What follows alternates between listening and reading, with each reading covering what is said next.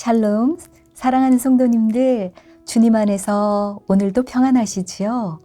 이번 한 해는 온 성도가 함께 성경을 통독하는 운동을 이어가고 있습니다. 잘하고 계시지요? 네, 오늘도 말씀을 통해 주님의 뜻을 찾고 그 말씀대로 순종하시는 하루가 되시기를 축복드립니다.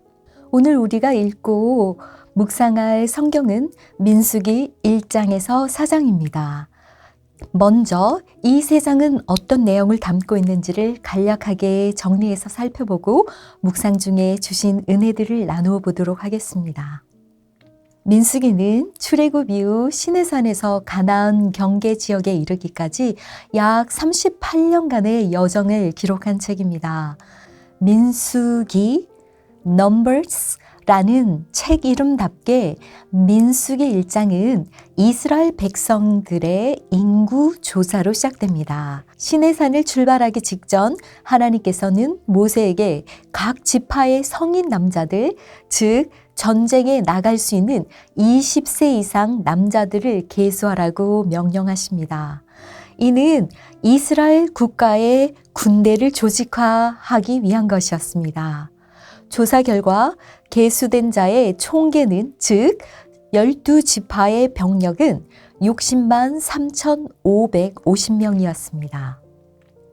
이 숫자에 레위 지파는 제외되었습니다. 이들은 성막과 관련된 특별한 사역을 맡았기 때문이었습니다. 이 모든 명령에 대해 이스라엘 자손이 그대로 행하되 여호와께서 모세에게 명하신 대로 행하였더라 라고 민수기 1장 54절에 기록되어 있습니다. 민수기 2장에서는 이스라엘 진영 배치에 대한 구체적인 지시가 나옵니다. 하나님께서는 성막을 중심으로 각 지파가 동서남북으로 진을 치도록 명령하셨습니다.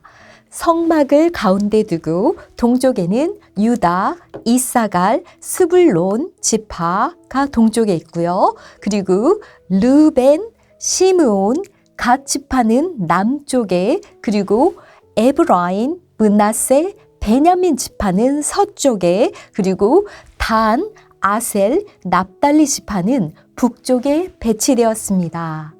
그들이 진을 칠 때에도 또 행진을 할 때에도 성막은 그들의 중심에 있게끔 하였습니다. 그들의 진영의 배치를 통해 그들의 삶이 하나님의 성막을 중심으로 이루어져 있으며 하나님의 임재와 보호 아래에 있는 질서 있는 공동체를 형성하고 있음을 볼 수 있습니다. 민수기 3장에서는 레위 지파의 인구의 계수 및 그들의 특별한 역할이 강조됩니다. 레위인들은 이스라엘 전체 백성을 대신하여 하나님께 봉사하도록 구별되었습니다.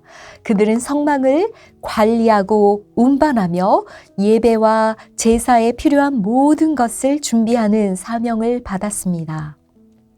민수기 4장은 레위인의 구체적인 임무와 나이에 따른 역할 분담을 다룹니다. 예를 들어 고앗 자손은 성소의 기구와 언약궤를 운반하였고 게르손 자손은 성막의 덮개와 휘장을 관리하였으며 무라리 자손은 성막의 기둥과 받침대를 운반했습니다. 이러한 세세한 역할 분담은 하나님께서 일을 하실 때 일의 질서를 얼마나 중요하게 여기시는지를 보여줍니다. 오늘 말씀인 민수기 1에서 4장 말씀의 주제는 크게 두 가지가 됩니다. 첫째, 하나님의 질서와 계획입니다. 하나님께서는 이스라엘 백성을 단순히 큰 무리가 아닌 조직화된 공동체로 세우셨습니다. 둘째, 성막 중심의 삶입니다. 하나님께서 백성들 가운데 거하시기 위해 성막을 중심으로 공동체를 조직하신 것은 하나님과의 관계가 이스라엘의 삶 속에서 가장 중요하다라는 것을 보여줍니다. 말씀을 묵상하면서 우리는 하나님의 세심한 계획과 질서가 오늘날 삶에도 동일하게 작용한다라는 것을 깨닫게 됩니다.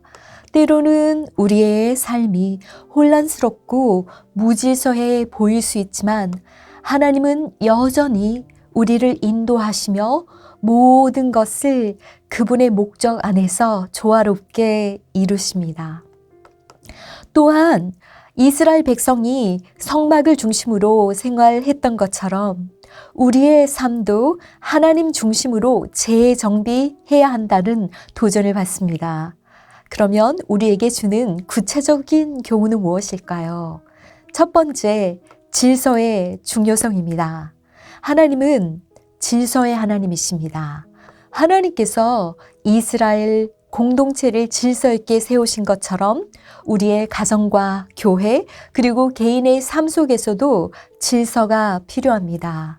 우리의 시간, 에너지 그리고 자원을 하나님께 맞추어 질서 있게 정리하는 습관을 들이는 것이 중요합니다. 두 번째는 역할의 소중함입니다. 레위인들에게 각기 다른 임무가 주어진 것처럼 우리도 하나님 나라에서 각자의 역할이 있습니다.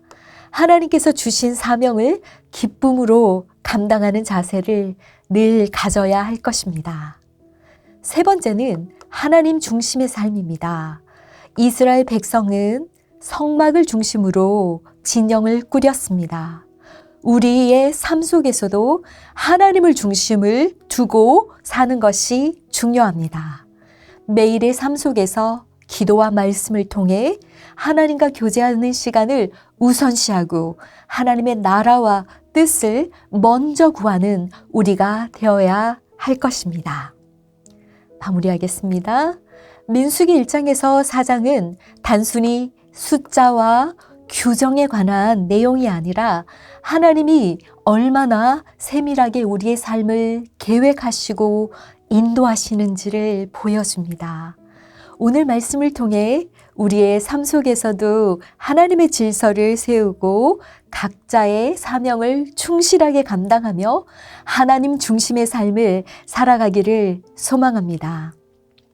성도님들, 이제 성도님들께서도 개인의 통독과 묵상의 자리로 나아가셔서 각자에게 주신 은혜를 매일의 노트에 마음에 새기듯 정성스럽게 기록해 보시면 좋을 것 같습니다.